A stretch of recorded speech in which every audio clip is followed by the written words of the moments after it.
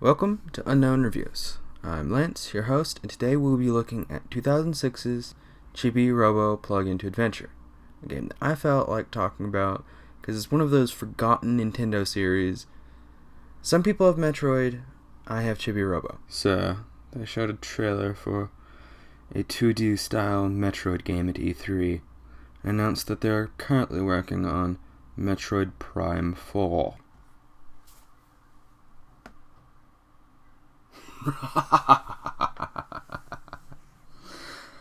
It's probably like Federation Force or Star Fox Zero, a lackluster sequel that no one wanted. How is this one going to be any different, Carl? So, this one looks like it could be good. People might actually buy it for more than just the amiibo. Carl, yes sir, get out of my office now before I have you fired. Yes, sir. Chibi Robo is an adventure puzzle game with light platforming elements where the player controls a small cleaning robot named Chibi Robo, bought by the dysfunctional Sanderson family, with a strange house full of sentient toys. These toys range from Drake Redcrest, the ever-daring Space Ranger, to a Lego dinosaur that likes bad puns, and teddy bear with a nectar addiction that goes into a rage when it doesn't get its fix, to name a few. The Sanderson family is not your typical suburban family. The father is a shopaholic who incessantly buys toys even though he's unemployed, his wife does not work, and he's already sending his family into debt, which has put a lot of strain on their marriage. His wife, on the other hand, is very bland in the fact that she's just annoyed with her family for obvious reasons, of course, for her husband, and we'll get to her daughter in a second. She's very bland, and I'm just going to say it, she's my least favorite character in this entire game because she has the least amount of unique personality. She is very cliched in too many ways for me. And Jenny, their 8-year-old daughter, who wears a frog hat, and 90% of her entire dialogue is ribbit, unless you get a frog suit, then she'll talk to you normally. You have to gather frog rings so that she can break the curse that she's gotten from a frog wizard. It's a bit 50-50 on whether she's just a kid trying to be a kid when her parents are in a really bad marriage position right now, or if she's actually been cursed by a wizard. With this game, it's really hard to tell. This little robot's job is to explore the Sandersons' home while fixing the problems of the residents and making them happy, and in exchange earning happy points, which increase your global Chibi ranking and earn you a battery upgrade each milestone. This battery acts as a kind of health bar that drains from about everything, from walking to climbing to using the plethora of gadgets and tools you'll get throughout your adventures. And to me, it's one of the mechanics that makes this game stand out from all the others of its kind.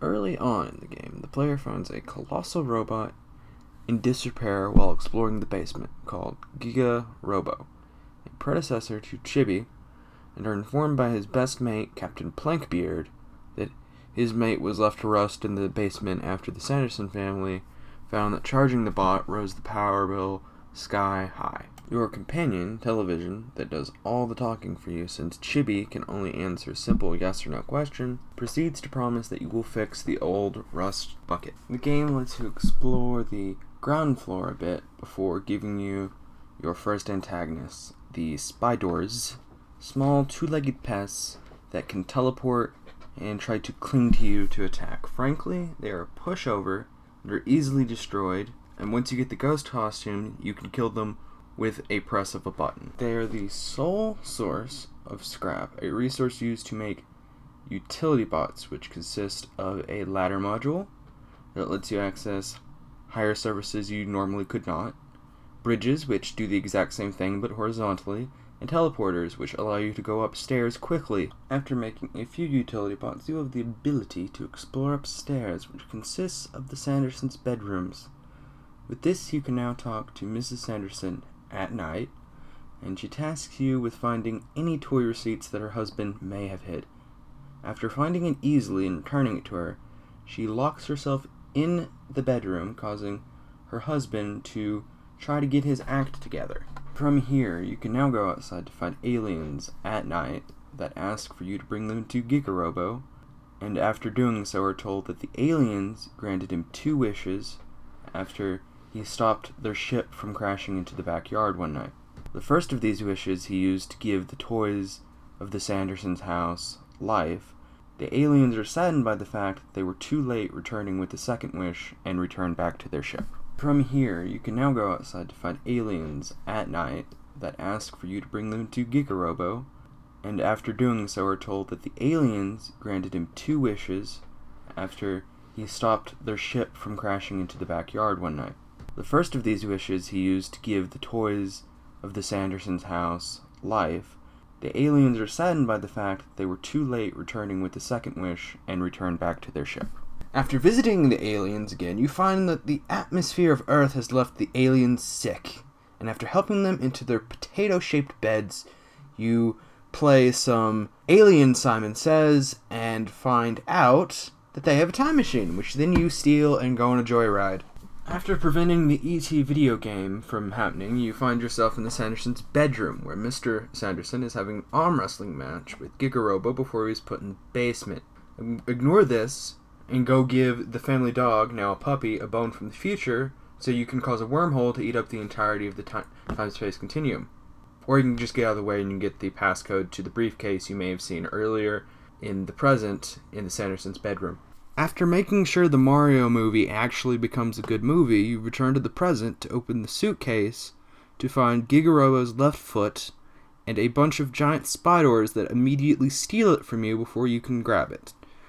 That then proceed to also attack Mrs. Sanderson, which leads her husband to bust down the door and march her out of there, leaving you to get to the living room yourself, where they barricade themselves inside, and instead of going out the back door that is clearly unblocked or calling for help, they just sit there, waiting for you to find a solution. After going back to the past because you forgot Mr. Sanderson's schematics like you do every other playthrough, you give them to him, inspiring him to go get his tools from upstairs while you distract some elite spiders.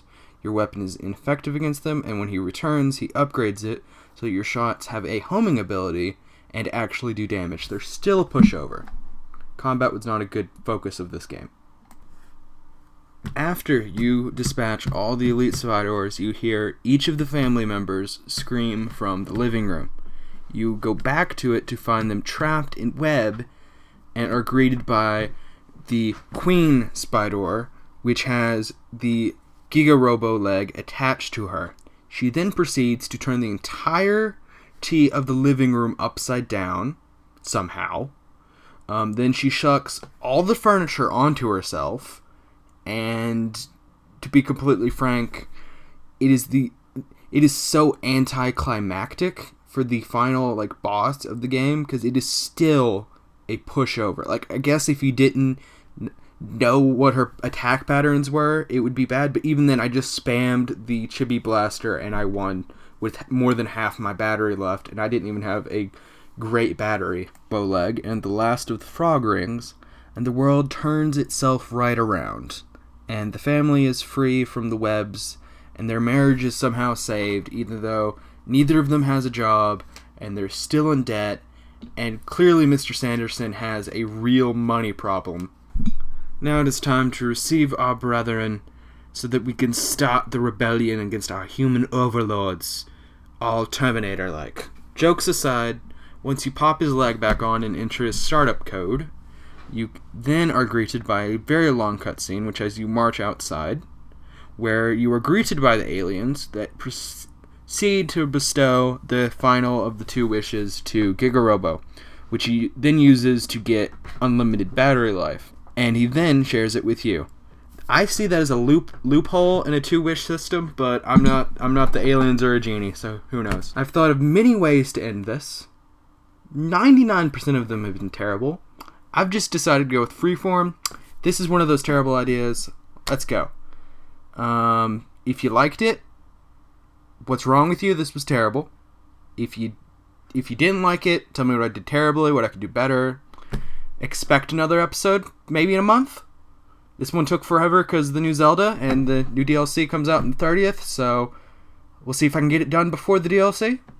We'll see. Who knows? Thank you. Bye.